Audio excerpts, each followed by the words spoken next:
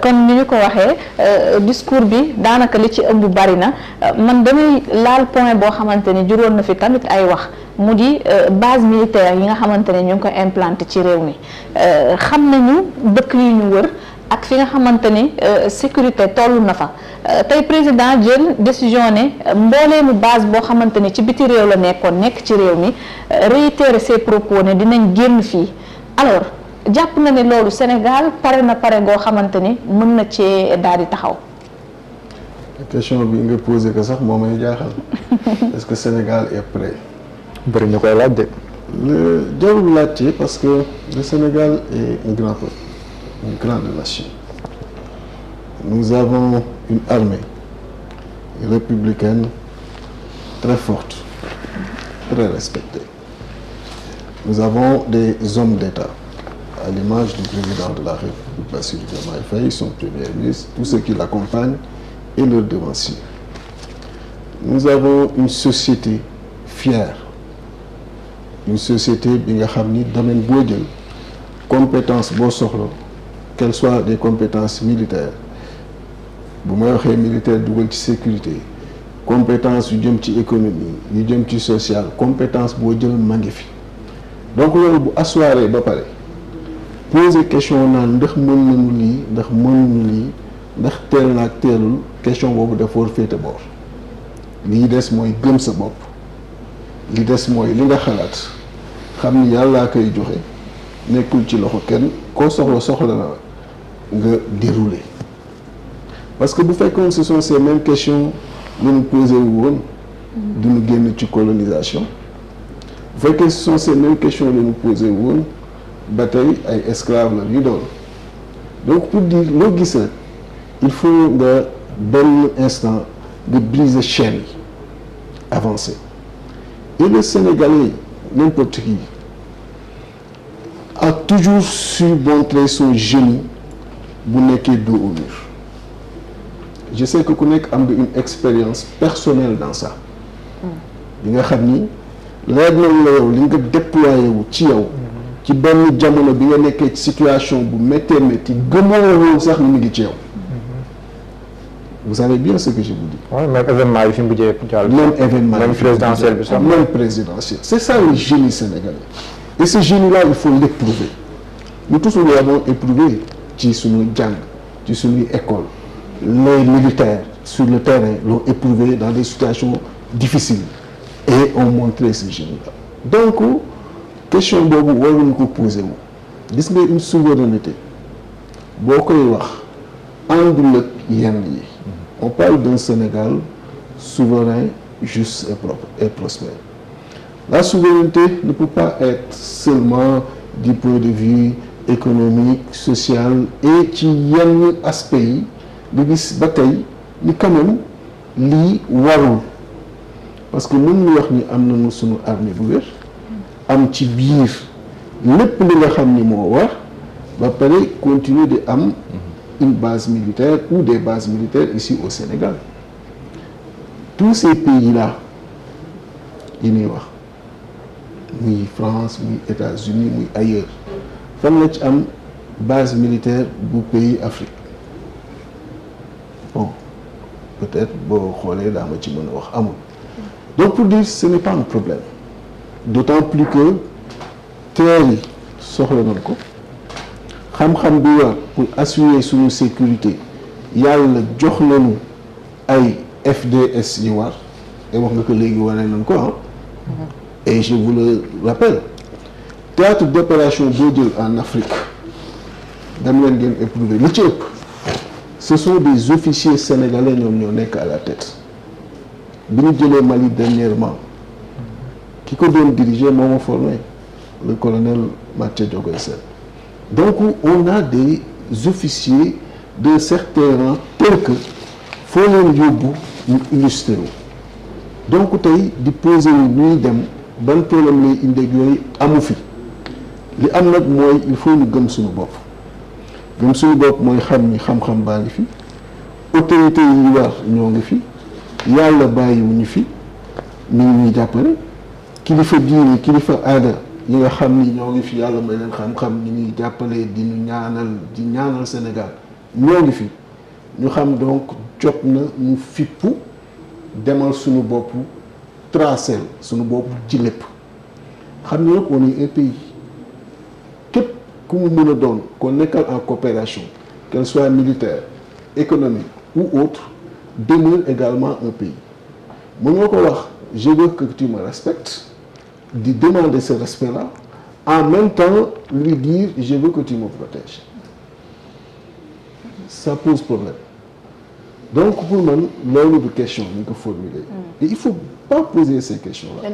loolu moom dafa nekk ci penc. oui dafa nekk ci penc bi.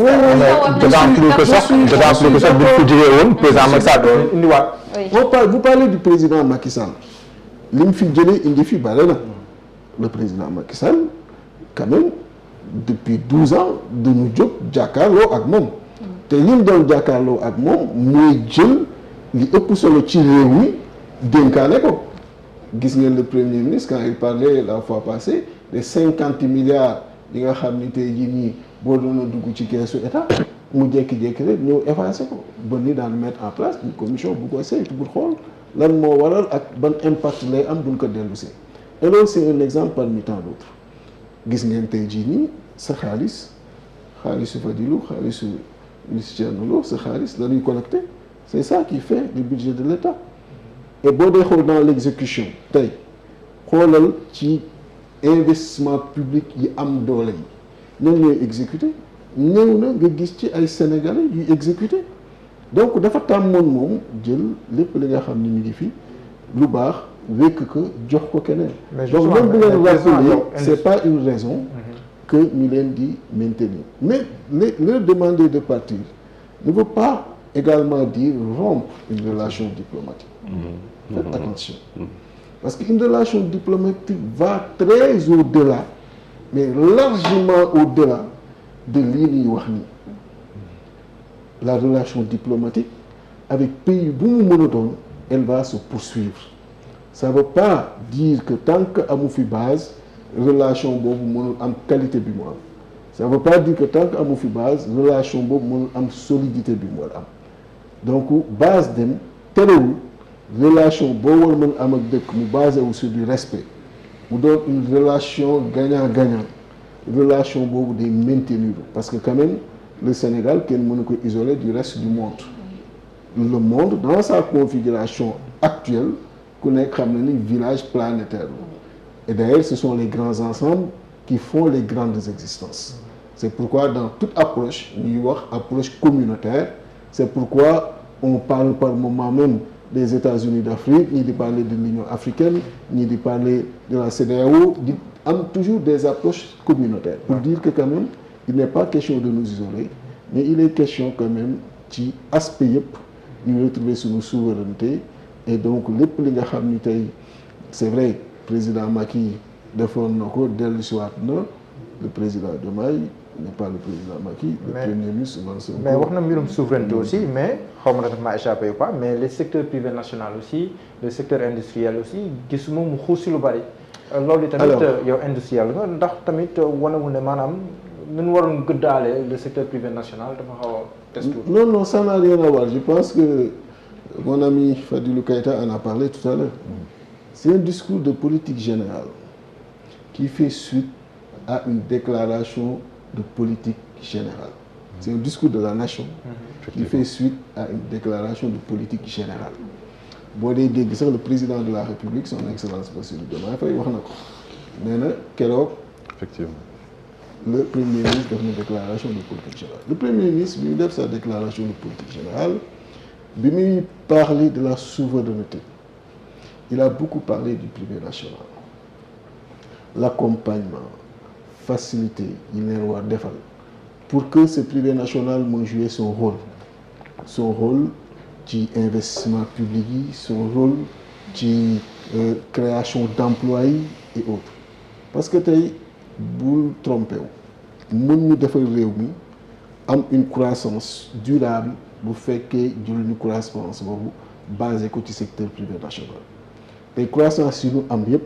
nga xoolee mu doon ay croissance fluctuante day doon croissance yi xam dafa basé wu ci investissement public yi et non si privé national il est quand même alarmant que depuis 64 ans, la moyenne de cette croissance-là n'est qu'à 3,5%. Là où on projette amener un peu à 6%, stabiliser quoi, et puis faire tripler d'ici donc l'horizon 2050 le revenu par habitant du Sénégal. Donc loolu mënoo ko def tant que n'est que cette orientation ci privé national. Je vous donne un exemple très simple. Là, je suis à la tête d'un projet.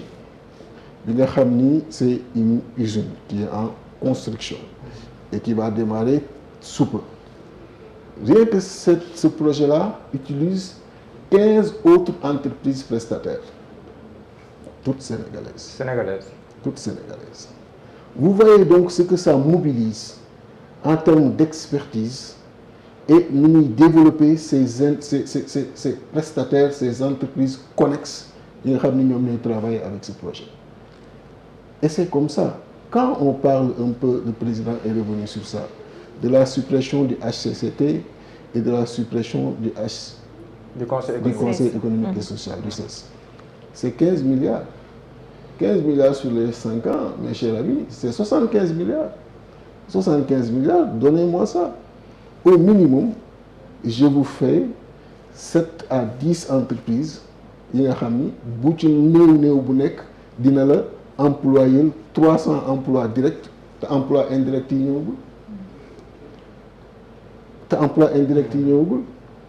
Donc pour dire quand même qu'il y a des priorités, il faut nous y donner. Parce que l'affaire bichène, plus on crée de la richesse à travers le secteur secondaire, plus on crée cette richesse, plus nous avons une possibilité d'augmentation du budget. Plus il y a une possibilité de création d'emplois. Plus il y a une possibilité de création de sociétés annexes. Il y a des travailler avec le secteur secondaire. Plus cette croissance est stable, durable et d'année en année, plus nous gagnons. Donc c'est aussi simple. C'est une loi économique. Elle est triviale, elle est évidente.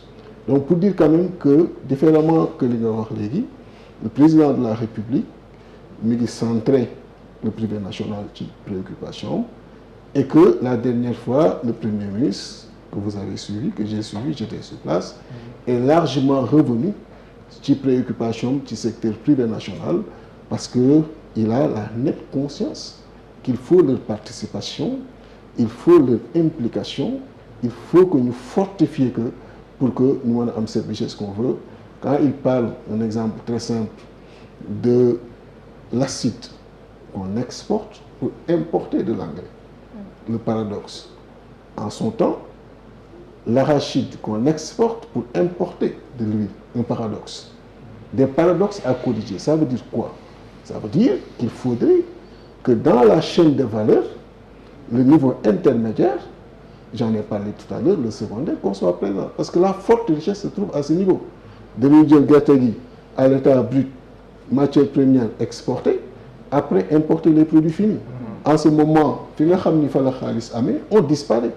Et il y a une société, un pays du moins dans le monde, qui disparaît de ce secteur et qui veut réclamer souveraineté, réclamer une croissance durable, garantir des emplois en masse et puis mener sa souveraineté de réclamer.